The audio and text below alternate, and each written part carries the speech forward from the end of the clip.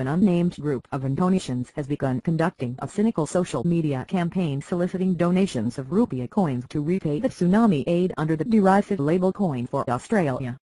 The hashtag Koi None Took Australia Coins for Australia is a reaction to Prime Minister Tony Abbott's suggestion that Indonesia should reciprocate for the $1 billion in aid Australia sent after the 2004 tsunami. Foreign Minister Julie Bishop was obliged to telephone Vice President Siap on Thursday night to smooth Mr. Abbott's comments the previous day associating the intended executions of Andrew Chan and Myran Sukumaron to Australian assistance after the 2004 Aceh tsunami, which the Indonesian Foreign Ministry took as a threat. Indonesians have tweeted photos of themselves collecting coins, with the idea to pay Australia back in small change. They say people happily try to return your money at Tony Abbott here tweeted at Resnasi.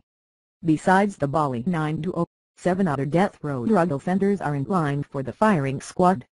Attorney General H.M. Prasetyo says the government is resolved to execute Chan, Sukumaron and other drug offenders denied presidential clemency. Meanwhile, Indonesia has fallen into another diplomatic row with Brazil over its drug crime execution plans for a Brazilian who may be shot alongside 2 Australians.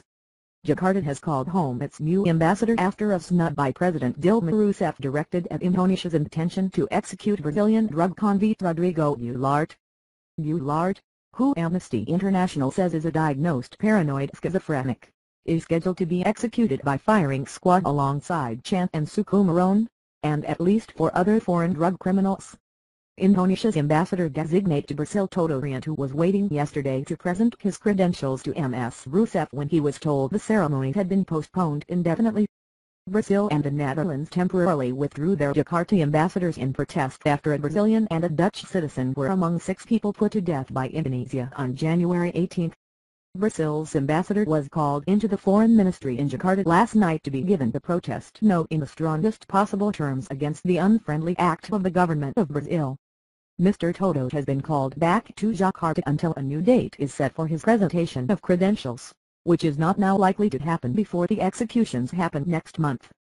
In statement issued this morning, the Ministry of Foreign Affairs said no foreign country could interfere with the implementation of Indonesia's prevailing laws within its jurisdiction, including the laws to address drug trafficking.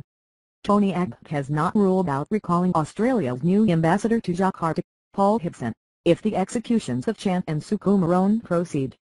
The condemned Australians moved from Bali's Karabokan prison to Nusa Kambangan penal complex has been delayed, probably for a fortnight or more, because the execution facilities were found to be inadequate.